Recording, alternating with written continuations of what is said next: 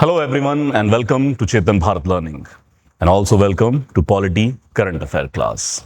Let's go with the topics, and the very first one today to discuss that is about contempt of court in India. So, वैसे भी ये topic आगे पीछे current affair के अंदर रहता ही है किसी न किसी वजह से। इस बार करंट अफेयर में जो ज़्यादा ये आया है that is about the derogatory remarks against the Honorable CJI B.R. Gavai साहब। सो एक तो उनके ऊपर भरे कोर्ट में जूता फेंकने की घटना और उसके बाद बहुत सारे सोशल मीडिया डिस्कोर्स के अंदर कुछ derogatory remarks about chief justice of India. तो फिर यहाँ पर क्या कोर्ट कर सकता है ऐसे मैटर्स के अंदर? तो यहाँ पर बात आती है कंटेम्प्ट ऑफ कोर्ट की। So we will be going through what is the legal format or legal backing of contempt of court, what are the important cases, and what is the categorization of contempt of court, like civil and criminal one. So here we come to this thing that the contempt of courts, basically it is to protect the honor or dignity of the court. And what do we mean by contempt? So contempt is basically the disrespect or obstruction of the authority, dignity or functioning of the courts. And what is the legal backing? So आप दो legal backing इसके अंदर देख सकते हैं. One is Article 129 that sets Supreme Court as court of record. Now, court of record, which is a constitutional provision, has two expressions. So any court which is having the authority that its order or judgment will be followed as precedent, having evidentiary value to the lower courts. Point one. And second, they can punish for its contempt. अब अगर किसी court के पास ये दोनों powers हैं, that court will be considered as court of record. Now, under Article 129 for Supreme Court and Article 215 for High Courts, it is expressly written that courts will be court of record and expressly written that they can punish for its contempt. So all the high courts and the Supreme Court is court of record, hence they can punish for their contempt. अब देखिए, district courts भी subordinate courts contempt के लिए तो punish कर ही सकते हैं, contempt of courts act में उनके पास भी पावर है, लेकिन वो कोर्ट ऑफ रिकॉर्ड नहीं है क्योंकि उनके प्रेसिडेंट नीचे किसी अदालत पर फॉलो नहीं होते हैं। डिस्ट्रिक्ट कोर्ट से नीचे अदालतें भी हमारे पास नहीं है, कोर्ट्स नहीं है, क्योंकि ग्राम न्यायालय एक्ट वो अभी तक इंप्लीमेंट नहीं हो पाया जिसके थ्रू ग्राम लेवल पर कोर्ट्स खोलने थे। तो पहली चीज ये कि for supreme court and high court it is constitutionally provided that they can punish for their contempt. And then we brought in H N. Sanyal committee in 1963 to suggest upon the matter, and on H.N. Sanyal committee we have, or the parliament have, enacted the Contempt of Courts Act 1971. So primarily the contempt power and procedure and the punishment as well is emanating from the parliamentary enactment, that Contempt of Courts Act 1971. So this is the legal backing of contempt of court. Then it comes to what is the categorization of contempt. So there is bifurcation of contempt. One is civil contempt and another is criminal contempt. So what is the civil contempt? That is basically the willful disobedience of the court orders or breach of undertaking. मतलब मान लीजिए court ने आपको कोई order दिया, आपको समन किया कि आप इस तारीख को कोर्ट में पेश होंगे, आप नहीं गए. So this is rather like willful disobedience of the orders of the court. Then it will amount to the civil contempt. और ब्रीच ऑफ अंडरटेकिंग, आपने कुछ अंडरटेकिंग लिख के दी, आपने कुछ कहा कोर्ट के अंदर कि मैं ये ड्यूटी पे ऑफ करूंगा, आप वो नहीं कर रहे हैं, तो जो आपने एफिडेविट दिया अगर उसको ब्रीच करते हैं, then you are coming to civil contempt. And then there is more serious category of criminal contempt. Now what is criminal contempt? So it is basically actions or publication lowering the court authority, obstructing the justice. एक और word यहां पर use किया गया है which is very subjective, scandalize. So if you scandalize any action of the court or you lower the authority of the court, you obstruct the justice, then it will be criminal contempt. जैसे कि मान लीजिए जजेस के बारे में अपशब्द use करना, या जैसे हमने अभी चीफ जस्टिस ऑफ इंडिया की कोर्ट में चीफ जस्टिस के ऊपर जूता फेंकने की घटना देखी है, so it will tantamount to the criminal contempt. But यहां पर वर्ड्स काफी लूज यूज किए गए हैं, जैसे scandalise. So what can be scandalisation? This very subjective notion, objectivity इसके अंदर कम है। Then we coming to that what is the objective behind this contempt of court. So it is to uphold the judicial authority, dignity and independence, and also to prevent any action that undermines the court authority or obstruct justice. देखिए होता क्या है. So here it comes that like legislature or executive are having agencies at their disposal to implement their orders. Like state government is having police, then central authority having many agencies to execute their orders. But when it comes to judiciary, they are not having any particular agency to execute their orders. So here it comes कि अगर कभी court की authority में कोई उसको defame करने की कोशिश करता है या कोर्ट की अथॉरिटी को लोअर करने की कोशिश करता है, तो कहीं ना कहीं कोर्ट के पास ये पावर होनी चाहिए कि ऐसा करने वालों को वो अपनी तरफ से पनिश कर सके, ताकि कोर्ट्स की डिग्निटी मेंटेन रहे। Now that what is the initiation of proceeding, how procedure goes off. तो याद रखिए कोर्ट्स के पास सुओ मोटो पावर्स है। सुओ मोटो पावर होती है ऑन देयर ओन मोशन। देखिए नॉर्मली कोर्ट के अंदर केस तब इनिशिएट होता है जब कोई कंसर्न पार्टी जाकर कोर्ट में केस फाइल कर दे। कोई ना कोई कंसर्न पार्टी होनी चाहिए जिसने केस फाइल किया, तब कोर्ट में नॉर्मली केस शुरू होता है। लेकिन कोर्ट्स के पास इनहेरेंट पावर है, मतलब कुछ केसेस वो खुद से इनिशिएट कर सकते हैं बिना किसी शिकायतकर्ता के। दिस कॉल्ड सुओ मोटो, स्वतः उत्प्रेरण, खुद से ही केस शुरू कर देना। सो कंटेम्प्ट ऑफ कोर्ट के लिए भी सुओ मोटो पावर्स है। तो अगर कोर्ट के जजेस की नॉलेज में खुद कहीं से आता है, किसी पब्लिकेशन के थ्रू आता है, लाइक उनको मीडिया से पता चलता है, न्यूज़पेपर से पता चलता है, सोशल मीडिया इवन, कि कोई पर्सन कोर्ट की अथॉरिटी में डैमेज कॉज कर रहा है, तो ये खुद से केस शुरुआत कर सकते हैं। तो मान लीजिए कोई यूट्यूबर है, कोई सोशल मीडिया इन्फ्लुएंसर है, वो अपने पेज पर इस तरह का कंटेंट डाल रहा है जिसमें कोर्ट के बारे में अपशब्द कहे जा रहे हैं, किसी पर्टिकुलर जज का कैरेक्टर असैसिनेशन किया जाता है, उसको विलेनिफाई किया जा रहा है, देन कोर्ट खुद से केस शुरू कर सकता है। But then comes a third party. Third party अगर कोई शिकायतकर्ता शिकायत लेके जाता है कोर्ट में, पिटीशन फाइल करता है, तब भी कोर्ट उसको as a contempt of court proceeding में ले सकते हैं। बट मोस्ट इंपॉर्टेंट थिंग जो आपको याद रखनी है, that with the consent of attorney general in case of supreme court and with consent of advocate general in high courts। मतलब ये कि मान लीजिए सुप्रीम कोर्ट ने खुद से कोई सोमोटो केस शुरू नहीं किया कंटेम्प्ट का, लेकिन अब कोई पर्सन दूसरे पर्सन की ऑर्गेनाइजेशन की शिकायत लेके जाता है। भाई हो सकता है कोर्ट की निगाह में वो चीज नहीं आई, जजेस की निगाह में नहीं चाहिए भाई, लेकिन किसी पर्सन को लगा कि यार ये तो कोर्ट की डिग्निटी में बहुत लोअर कॉज कर रहा है, तो वो शिकायत कर सकता है। आप एज ए इंडिविजुअल शिकायत कर सकते हैं कि एबीसी पर्सन ने कंटेम्प्ट ऑफ कोर्ट किया है।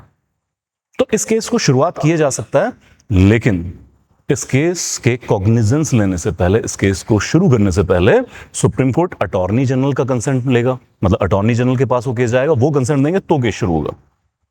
और हाई कोर्ट के मैटर में एडवोकेट जनरल ऑफ स्टेट से कंसेंट लिया जाता है। Now this is very important thing.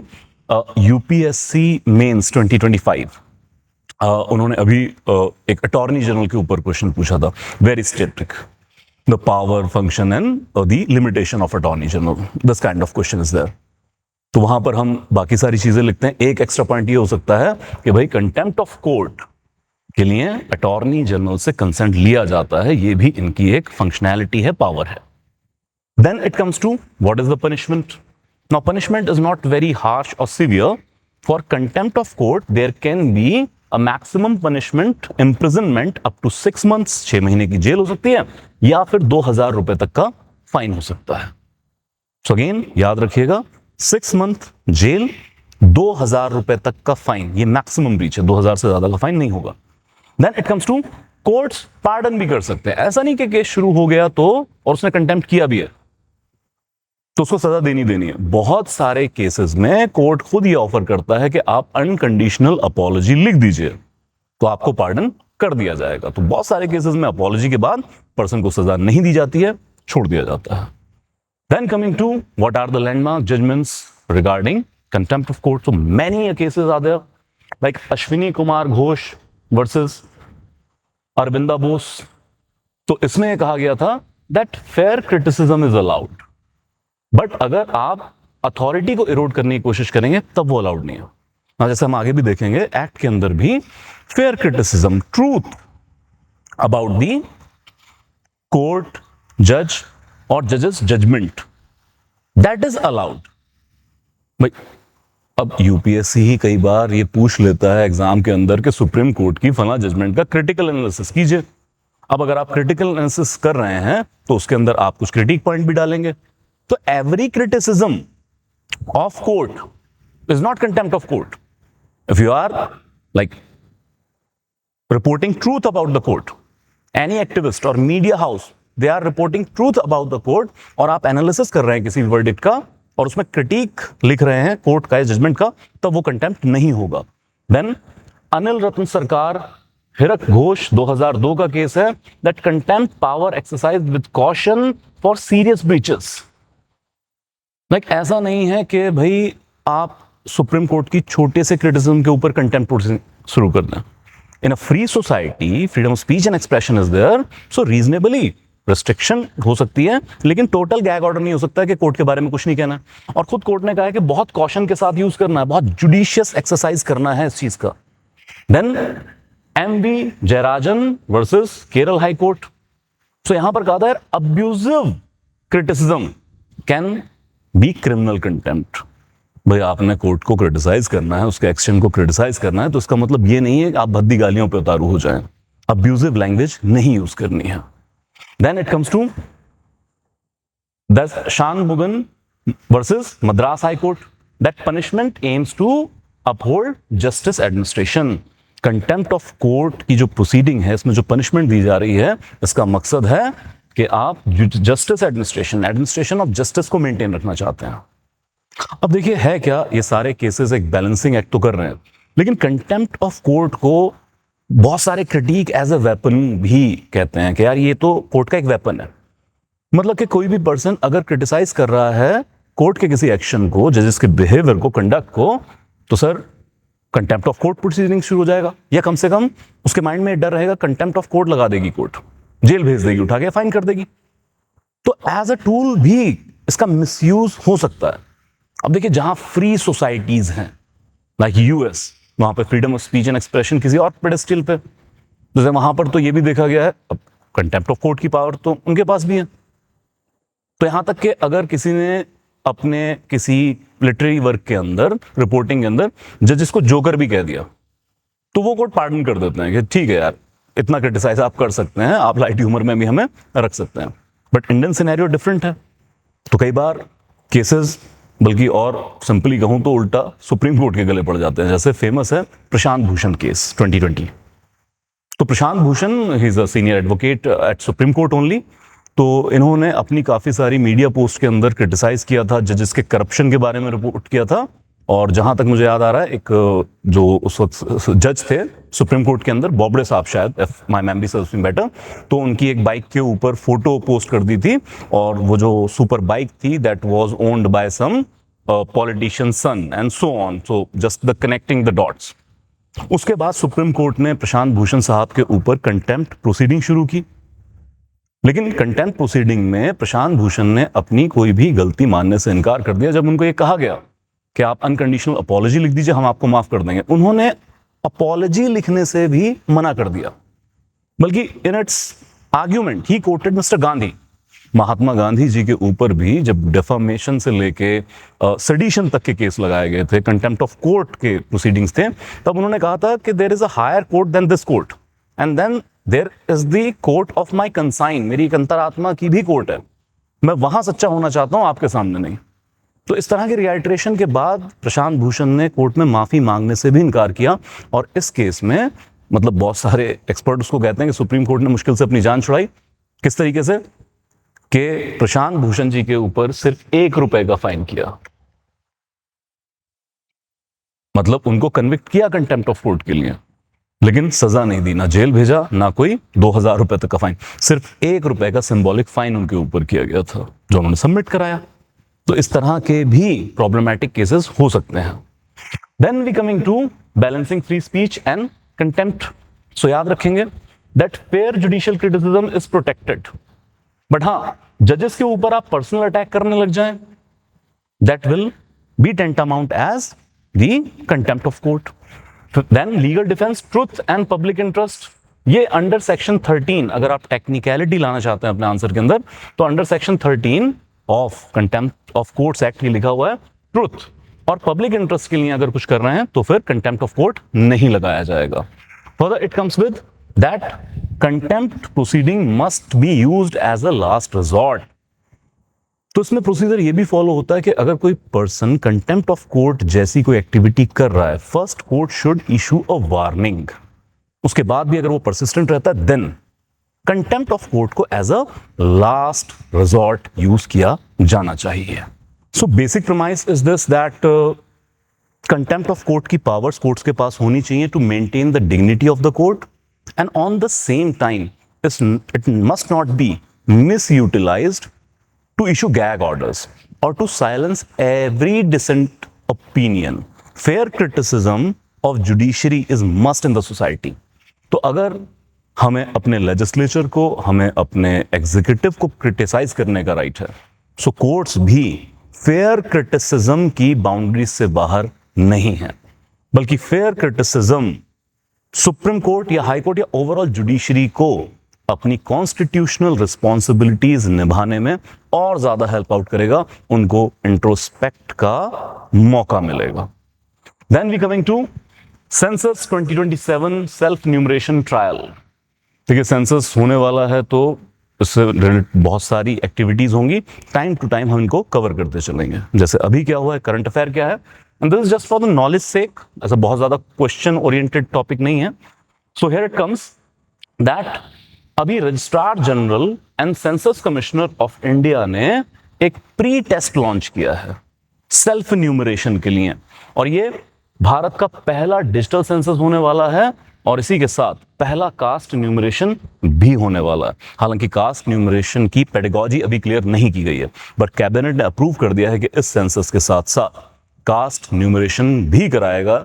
जातिगत जनगणना, किस जाति के कितनी पॉपुलेशन है और उसका फिर बहुत सारा डेटा, क्योंकि वो सिर्फ कास्ट न्यूमरेशन नहीं होगा, उसमें सोशियो इकोनॉमिक फैक्टर्स भी होंगे, क्योंकि बहुत सारे फैक्टर्स के ऊपर डेटा कलेक्ट किया जाता है। So what has happened that registrar general and census commissioner of India ने सेल्फ न्यूमरेशन लॉन्च किया है जो चलेगा 1 नवंबर से 7 नवंबर तक, एंड देन न्यूमरेटर्स विजिट चलेगा नवंबर 10 से नवंबर 30, 2025 तक। सो सेलेक्ट सैंपल एरिया के अंदर ये एक प्री ट्रायल लॉन्च किया गया है across all states and all the UTs.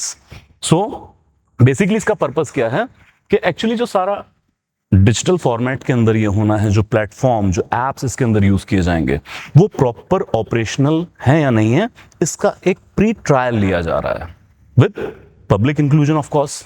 So it is testing the usability of self numeration website, mobile app for house hold data collection. अभी सिर्फ हाउस होल्ड का डेटा कलेक्ट किया जा रहा है, घरों को चिन्हित किया जा रहा है। क्या होने वाला है इसके अंदर? सो इसमें बेसिकली ये होगा कि जो कुछ सेंसस के लिए जुटाए गए एम्प्लॉयज हैं वो सेलेक्ट गांवों, कस्बों, मोहल्लों के अंदर जाएंगे और वहां पर जाकर लोगों को वेबसाइट और मोबाइल ऐप के बारे में बताएंगे। अभी सिर्फ इतना करना है, ये डोर टू डोर सर्वे नहीं है। So they will be going, like आप सोचेंगे चंडीगढ़ के अंदर है तो कोई कॉमन पार्क है जहां पर शाम को लोग सैर करने आते हैं किसी एक सेक्टर के, वहां चले गए और फिर डिफरेंट लोगों को जाके बता दिया कि भाई ये ऐप है, इस तरह से ऑपरेट होगी, आप यहां पर अपना ये डेटा दे दीजिएगा। तो अभी डोर टू डोर सर्वे नहीं हो रहा है इस प्री ट्रायल के अंदर। सो here it will be coming, लगभग 30 क्वेश्चन इसके अंदर आपसे पूछे जाएंगे। Here it is about house and building details. जैसे मैं कह रहा हूं कि ज्यादातर अभी घरों को चिन्हित किया जा रहा है। So head of the house hold कौन है, देन रेजिडेंट काउंट कितने, उस घर के अंदर कितने लोग रह रहे हैं, देन ड्रिंकिंग वाटर सोर्स क्या है, लाइटिंग का सोर्स क्या है, क्या टॉयलेट एक्सेस है कि नहीं है, मोबाइल नंबर अपना बताइए, आप मेन सीरियल्स कौन से कंज्यूम करते हैं, इसके अलावा asset ownership, radio, TV, vehicle, two wheeler कितने हैं, फोर व्हीलर कितने हैं या नहीं है, और फिर कुकिंग फॉइल आप कौन सा यूज करते हैं, लाइक चूल्हा जो कावडंग से चलता है, लकड़ियों से, या फिर आप गैस सिलेंडर एलपीजी यूज कर रहे हैं।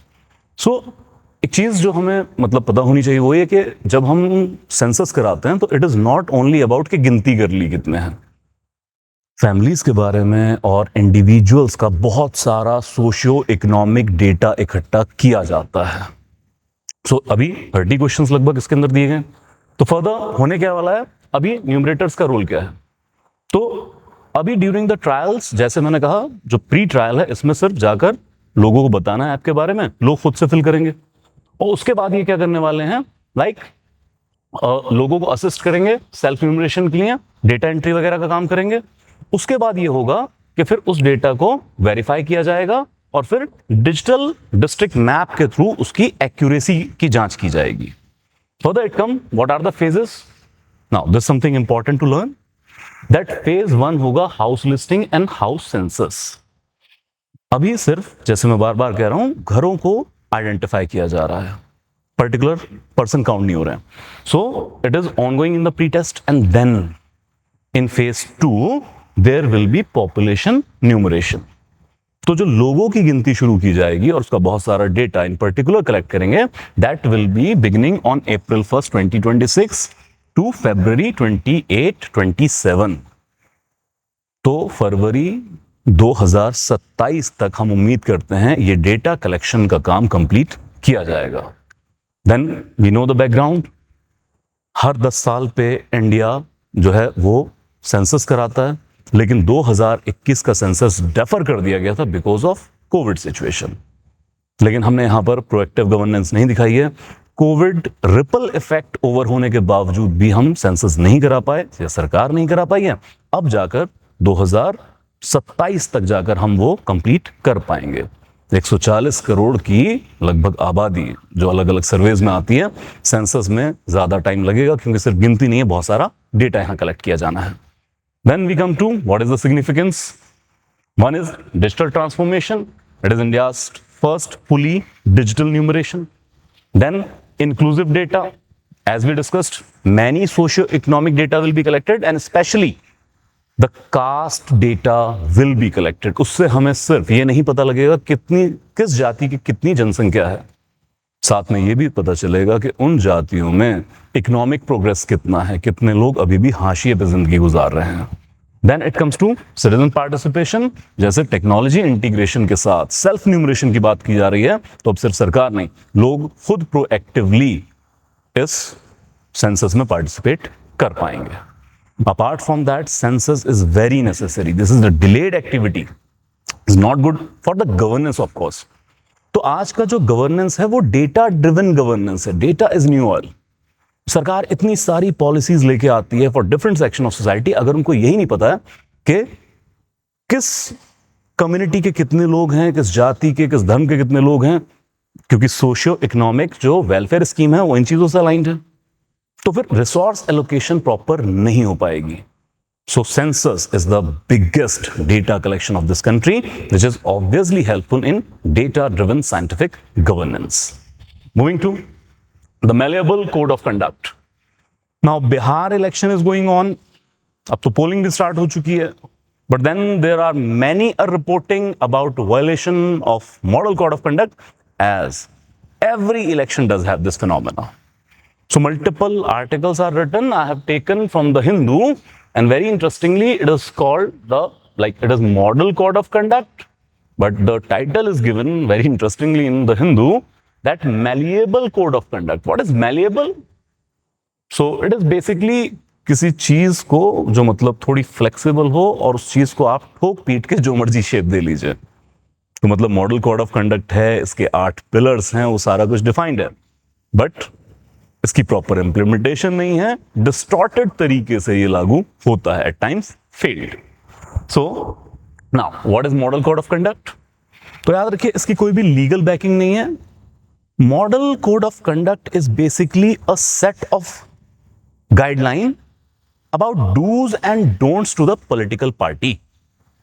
देखिए 1960s में केरल में इलेक्शन के दौरान इलेक्शन कमीशन ऑफ इंडिया ने पॉलिटिकल पार्टीज के लिए, जो भी पॉलिटिकल पार्टी इलेक्शन कंटेस्ट कर रही थी, उनके लिए एक डूज एंड डोंट्स की लिस्ट इशू की कि आप ये कर सकते हैं, आपको ये नहीं करना चाहिए।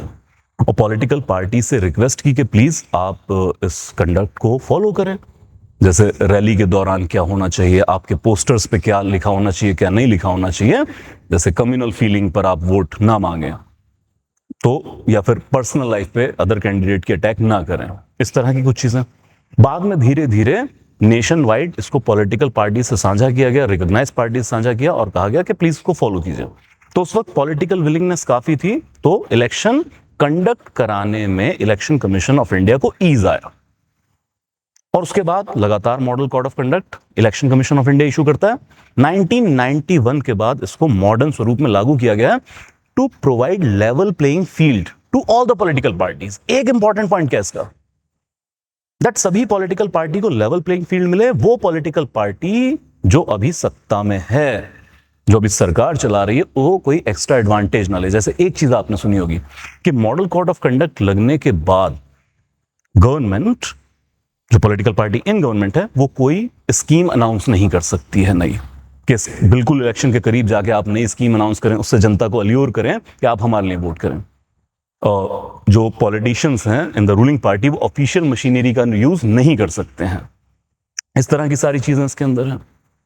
लेकिन फिर जब हम बात कर लिए डेफिनेशन की, पर्पस की, कंटेंट की कि क्या क्या इसके अंदर होता है, तो फिर यहां पर प्रॉब्लम यह है कि मॉडल कोड ऑफ कंडक्ट की लीगल बैकिंग ना होने की वजह से ये प्रॉपर्ली इंप्लीमेंट नहीं हो पाता। एक इंपॉर्टेंट क्वेश्चन नोट करें, मॉडल कोड ऑफ कंडक्ट कब इंप्लीमेंट होता है और कब खत्म होता है? तो model code of conduct is implemented as soon as election schedule is announced.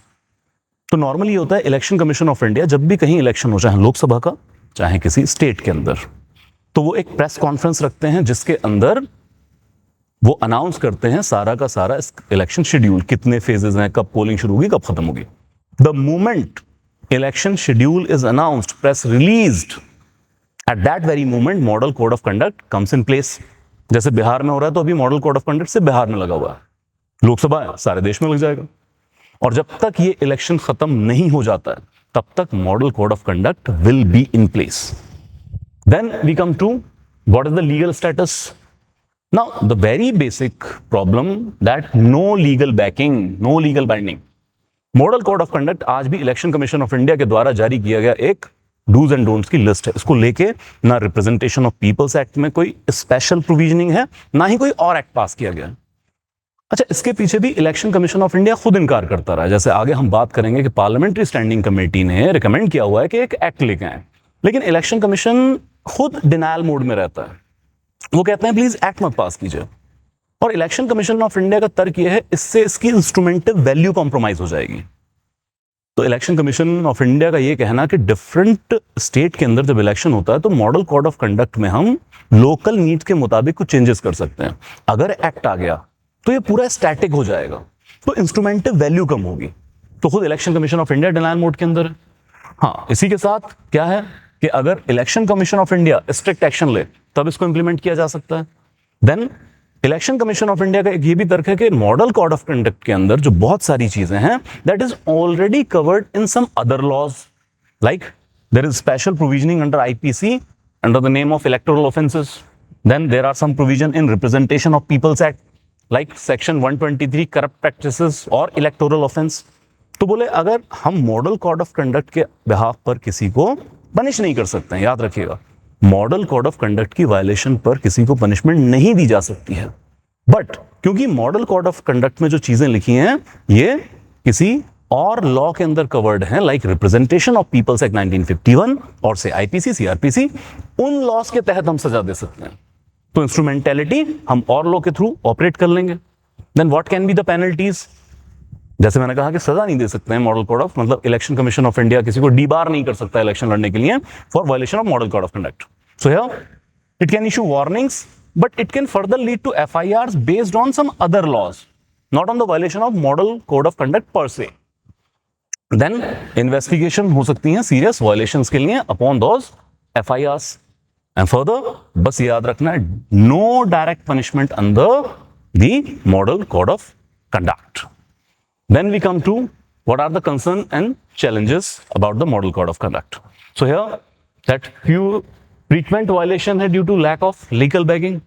जब मॉडल कोड ऑफ कंडक्ट की खुद की लीगल बैकिंग नहीं है तो कंटेस्टिंग कैंडिडेट लगातार वायलेट करते रहते हैं. जैसे इसमें लिखा है कि धर्म के नाम पे वोट मत मांगिए, बहुत जगह मांगे जाते हैं.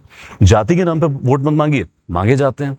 देन जो इंक्यूमेंट है मिसयूज करते हैं प्री पोल ग्रांट्स का. जैसे अभी बिहार के अंदर एक एग्जांपल आया है, मुख्यमंत्री महिला रोजगार योजना. अब जैसे मॉडल कोड ऑफ कंडक्ट के अंदर ये लिखा हुआ है कि कोई नई स्कीम लॉन्च नहीं करनी है जब मॉडल कोड ऑफ कंडक्ट लग जाए.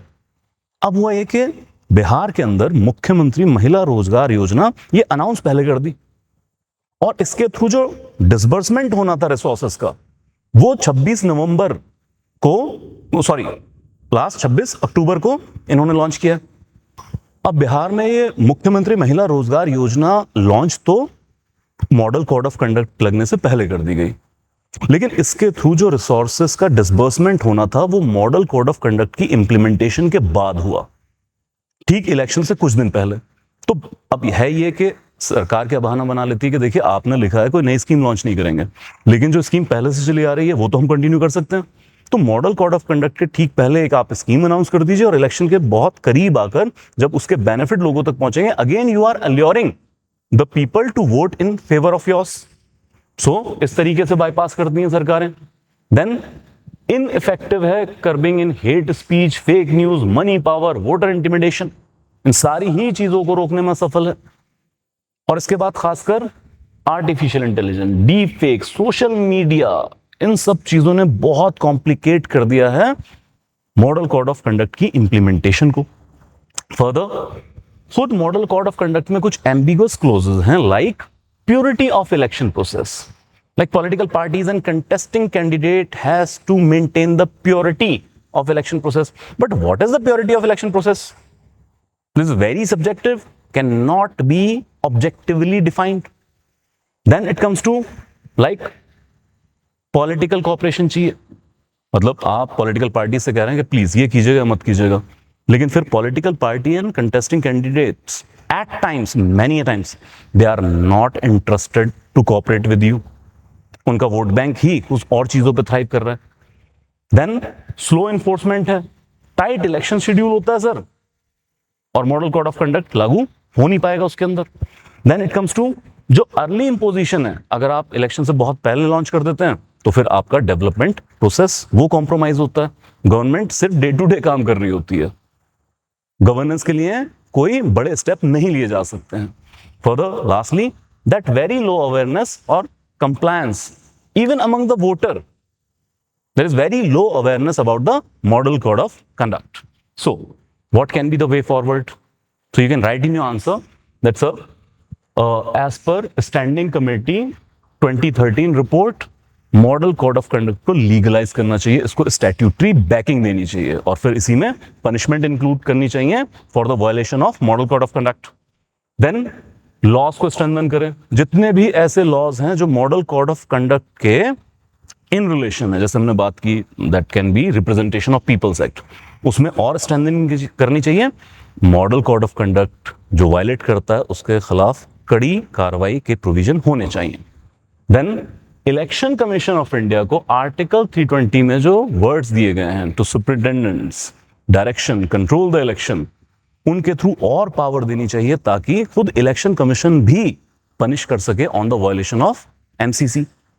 देन फास्ट ट्रैक कोर्ट्स, अब अगर आप पनिशमेंट का प्रोविजन लेके आते हैं तो कोर्ट में केस होगा. अल्टीमेटली जो पनिशमेंट होगी, अगर आप केस चला रहे हैं through RPA and other laws, then courts होंगे, लेकिन फिर रेगुलर कोर्ट्स में ना जाए इसके लिए स्पेशल फास्ट ट्रैक कोर्ट्स बनाने चाहिए. देन डिजिटल मॉनिटरिंग होनी चाहिए, specially because of artificial intelligence challenges. So हमें डिजिटल प्लेटफॉर्म के ऊपर भी मॉनिटरिंग करना पड़ेगा कि ग्राउंड पे चलिए वायलेट नहीं कर रहा है, कहीं डिजिटली तो मॉडल कोड ऑफ कंडक्ट को वायलेट नहीं किया जा रहा है. Lastly consistent enforcement, it is not the cry of law only. हालांकि एक जरूर है कि लॉ होना चाहिए, but ultimately the efficiency and effectiveness of the laws is dependent upon the execution, the enforcement part. So ऐसे laws को properly enforce भी करना चाहिए. So model code of conduct is the basic premise. एक basic dignified election के लिए model code of conduct is very necessary.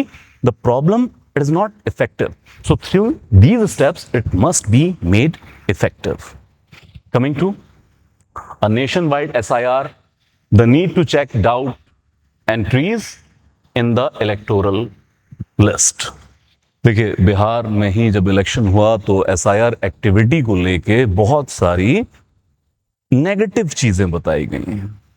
लेकिन SIR activity पर से क्या एक ब्लैक लॉ है या फिर क्या यूटिलिटी है SIR एक्टिविटी की? और क्योंकि आगे डिफरेंट इलेक्शन आएंगे स्टेट्स के अंदर, तो क्या SIR एक्टिविटी बाकी स्टेट्स में भी करानी चाहिए या फिर अगले लोकसभा से इलेक्शन से पहले सारे देश में एक ऐसी SIR एक्टिविटी होनी चाहिए? क्या इसकी यूटिलिटी है? So this is focusing, this article again taken from the Hindu, this is focusing on the positive side or the positive implication and the need of SIR activity. So here it comes that what is SIR activity? As per definitive terms, it is focused, time bound, comprehensive electoral revision exercised by Election Commission of India. So basically 18 साल से ऊपर का हर citizen is entitled to right to vote, लेकिन उसके लिए उसको election commission of India की अथॉरिटी में एज अ वोटर रजिस्टर होना पड़ता है. तो देखिए, तो कंटिन्यूस एक्टिविटी है. भारत की आबादी अभी भी तेजी से बढ़ रही है, तो बहुत सारे लोग लगातार एलिजिबल होते चलते हैं. हर इलेक्शन से पहले एलिजिबल बहुत सारे लोग हो जाएंगे फ्रेश एंट्रीज के लिए. फिर अगर डेथ हो गई है, कोई देश छोड़ के चले गए, उनका नाम आपको काटना पड़ेगा. और SIR एक्टिविटी की सबसे बड़ी नीड है इस वक्त because of thrift Swift migration. तो अब आपने कहीं पर भी एक कॉन्स्टिट्यूएंसी के अंदर किसी पर्टिकुलर पोलिंग बूथ पे, मतलब ऐसा नहीं है कि आपने स्टेट में वोट बना लिया, तो स्टेट की पर्टिकुलर कॉन्स्टिट्यूएंसी के पर्टिकुलर बूथ पे आपका वोट रजिस्टर होता है. तो आप सोचे कि आपने अपनी कॉन्स्टिट्यूएंसी नहीं छोड़ी, लेकिन जिस बूथ पे, जिस हाउस एड्रेस पे आप रह रहे थे, आपने घर चेंज कर लिया. चाहे आपने 2 गली छोड़ के चेंज किया, तब भी आपका तो एड्रेस करेक्टिफाई करना पड़ेगा. या फिर आपने अपनी कॉन्स्टिट्यूएंसी बदल दी है विद इन द स्टेट, या आप आउट ऑफ स्टेट ट्रेवल कर गए, तो फिर वोट लिस्ट को ही ओवरऑलिंग बहुत जरूरी. अब सोच के देखें, 90 करोड़ वोटर हैं इस कंट्री के अंदर, तो कितने बड़े पैमाने पे हमें SIR की जरूरत पड़ती होगी ताकि हमारा इलेक्टोरल लिस्ट वो प्रॉपरली क्लीन रहे, डुप्लीकेशन ऑफ वोटर ना हो. Now it is coming to that types of electoral roll revision. So representation of people's act 1950 से पावर मिलती है इस तरह के सारी एक्टिविटी करने की. जैसे यहां पे लिखा भी है that section 21 of the representation of people's act 1950 that empowers the election commission to do such kind of activity. Here 3 तरह का, इस तरह का जो इलेक्टोरल रोल रिवीजन वो होता है. एक होता है समरी रिवीजन, ठीक है, ये एनुअल रिवीजन होता है.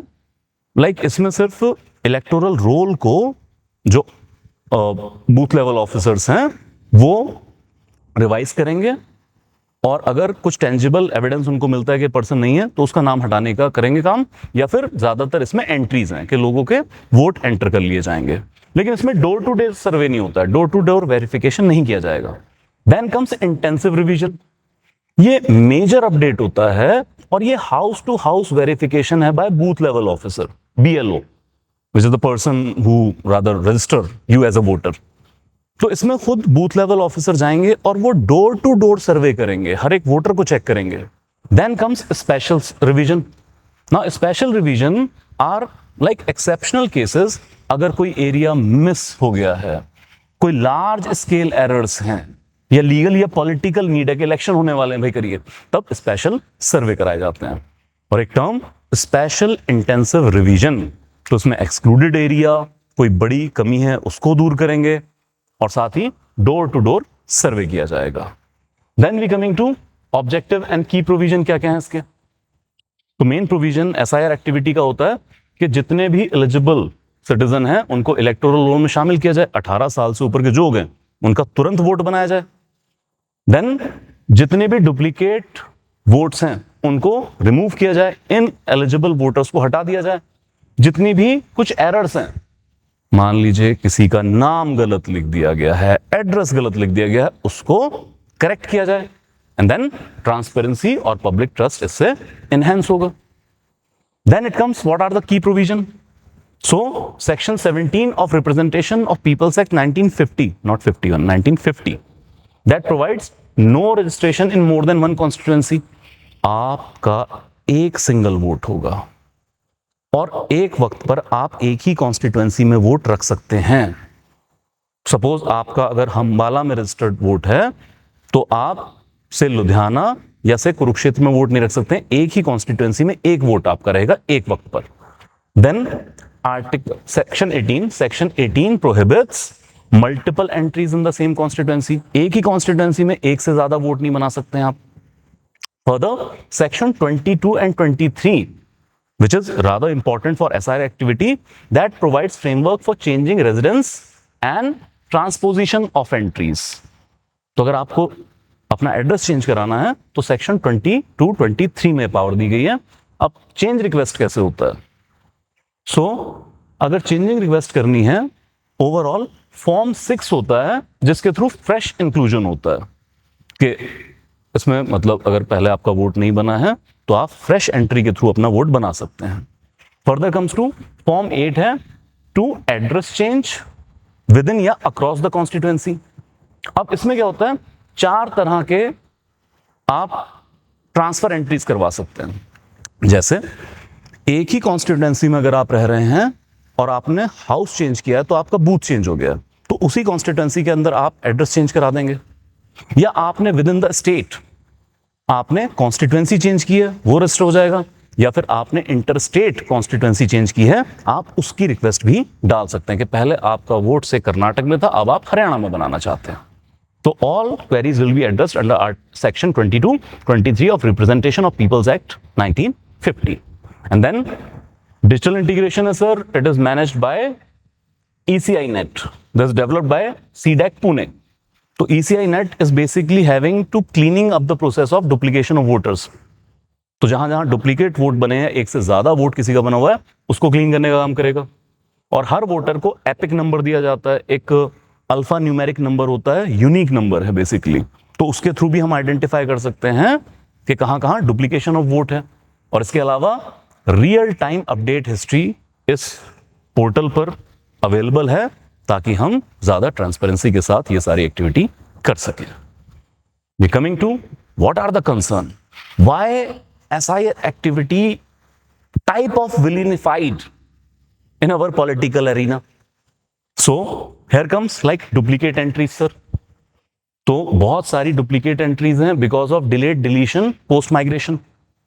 देखिए कई बार होता यह है कि मान लीजिए किसी पर्सन ने माइग्रेट किया और नई जगह जाकर उसने अपना वोट रजिस्टर कराया, या तो वो सेक्शन फॉर्म 6 के थ्रू फ्रेश एंट्री डाल देते हैं और उसमें डिस्क्लोज नहीं करते हैं कि पहले भी वोट था, तो वो पकड़ में नहीं आएगा, duplicate vote is being created. या फिर कई बार होता यह है कि उन्होंने प्रॉपर वे से माइग्रेट किया, नई जगह उनका वोट रजिस्टर हो गया, अभी सिस्टम में अपडेट नहीं हुआ, पुरानी जगह से उनका वोट नहीं हटाया गया, तो multiple time duplication of voters sir. Then also about fake entries, like अभी राहुल गांधी जी ने पीछे एक प्रेस कॉन्फ्रेंस की है जिसमें हरियाणा के अंदर एक वोटर आईडी पर एक ब्राजीलियन मॉडल की फोटो लगी मिली है। तो अभी उसका भी कोई प्रॉपर एक्सप्लेनेशन नहीं है कि फेक वोट था या पर्सन ठीक था, फोटो गलत लग गई। इट कैन हैपन ना कि पर्सन ठीक था लेकिन फोटो आपने गलत लगा दी, पर फिर उसने वोट कैसे किया होगा? तो multiple questions around them. Then it comes to administrative delay, as मैं कह रहा हूं कि जो कई बार नई जगह पर आपका वोट बन गया, पुरानी जगह से डिलीट नहीं किया गया, तो एडमिनिस्ट्रेटिव डिले का प्रॉब्लम आता है इसके अंदर। देन एपिक इश्यूज हैं, जैसे पहले भी करंट अफेयर बना था, शुरुआत में यह हुआ कि एपिक नंबर जो आपका एक यूनिक वोटर कार्ड नंबर है, उसकी पावर दी गई थी स्टेट्स को इशू करने की, तो सब स्टेट ने अपने हिसाब से किया अल्फा न्यूमेरिक। अब हुआ ये बाई चांस अलग अलग स्टेट में कुछ एपिक नंबर सेम इशू हो गए फॉर डिफरेंट पर्संस, तो उस पर भी बाद में सुप्रीम कोर्ट ने क्लैरिफाई किया कि हाँ भाई हम इसको ईसीआई नेट के साथ अब क्लीन करने की कोशिश कर रहे हैं। Then it comes to accountability gap है। तो अगर कहीं पर भी लाइक बीएलओ से कोई गलती हो गई है, वोटर खुद कुछ गलती कर रहा है, उनकी अकाउंटेबिलिटी सेट नहीं की जा रही है। Further it comes to verification weakness बहुत ज्यादा, फॉल्स डिक्लेरेशन को हम चेक नहीं कर पा रहे हैं। Then what can be the way forward? एक प्री क्लीन रूल्स। तो before SRI 2.0 nationwide SIR से पहले एक प्री क्लीन रूल करना चाहिए। मतलब इलेक्शन कमीशन ऑफ इंडिया को खुद से जितना भी ऐसा डिले हुआ है कि किसी पर्सन का नई जगह वोट आपने पुराना नहीं काटा, पहले आप खुद का डेटा खुद से क्लीन करें। Then it comes to auto detection. तो सॉफ्टवेयर ड्रिवन ऑटो डिटेक्शन होना चाहिए। लाइक एपिक नेट पे जहां मिला कि एक पर्सन का ड्यूअल वोट है, वहां पर ऑटोमेटिक डिलीशन हो जाना चाहिए उसके पुराने वोट का।